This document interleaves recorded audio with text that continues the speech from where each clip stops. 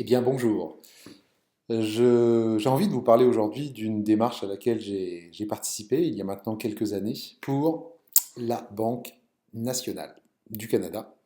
Une démarche bien intéressante qui concernait l'ensemble de l'entreprise et différents départements. Alors, on va utiliser ce petit cube que vous voyez ici pour en parler ensemble. Alors, le tout, c'est de trouver euh, le nom de la démarche qui est ici et ici. On voit donc la démarche destination client, un excellent service en entraîne un autre. Donc une démarche qui a été lancée, je dirais maintenant, il y a certainement une bonne dizaine d'années, qui s'est déployée dans l'entreprise à travers les différents services autour de ce qu'on appelle, en termes d'expérience client, une colonne vertébrale. Donc, euh, non pas le fait d'offrir un bon service en tant que banque, mais d'arriver à offrir un service et une expérience spécifique pour ses clients suivant les types d'offres qu'ils peuvent avoir, que ce soit banque grand public, banque d'affaires, ainsi de suite. Alors tout était organisé autour de ces différentes dimensions.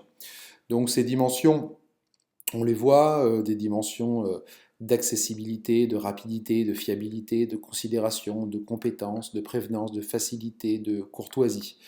Et donc, en gros, un groupe comme ça de 8 dimensions de l'expérience, telles qu'on les appelle, dans lesquelles chacune des divisions de la Banque nationale du Canada pouvait ensuite choisir pour identifier celle sur laquelle elle mettrait tous ses efforts en termes de positionnement. Celle qui était, je dirais, plus basique et qui n'avait pas pour but nécessairement de créer, je dirais, l'étonnement, la surprise ou la différenciation par rapport aux concurrents.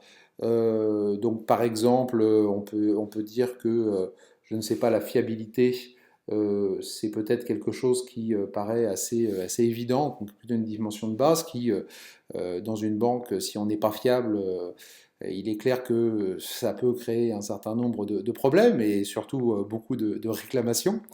Euh, alors peut-être on peut dire la compétence aussi hein, est un élément, ça peut paraître assez évident, également plutôt basique, hein, donc à la base de cette pyramide, on va dire, des différentes dimensions de l'expérience, hein, donc une deuxième dimension qui, pour beaucoup d'entités au sein de la Banque nationale, était plutôt considérée comme indispensable, hein, ne créant pas la différenciation, mais permettant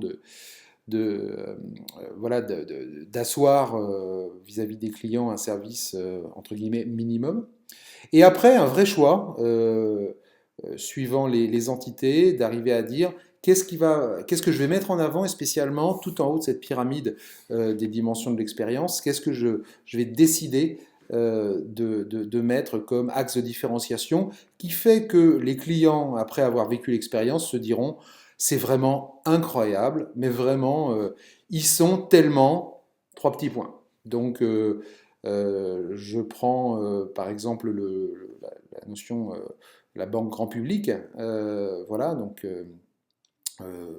qu'est-ce que je veux être? Qu'est-ce que je veux être? Comment je veux être identifié en termes de différenciation? Est-ce que je veux, je ne sais pas, me différencier par l'accessibilité, par exemple? Et d'être la banque où à tous les niveaux sont tellement accessibles. Accessible, après, il faut bien le définir. Qu'est-ce que ça veut dire? Accessible, c'est bien sûr en termes peut-être d'horaire d'ouverture, en termes de multicanal, d'avoir la possibilité d'avoir accès aux services en tout temps grâce aux différents canaux de la banque, mais aussi accessibilité peut-être en termes des populations. Donc accessible quel que soit mon niveau de revenu, accessible peut-être même en termes de compréhension et de dire que l'accessibilité relationnelle soit bonne et qu'on n'utilise pas de termes techniques et qu'on puisse très facilement comprendre. Voilà. Donc, par exemple, l'accessibilité peut être clairement une dimension de l'expérience qui soit différenciante pour une banque. Voilà.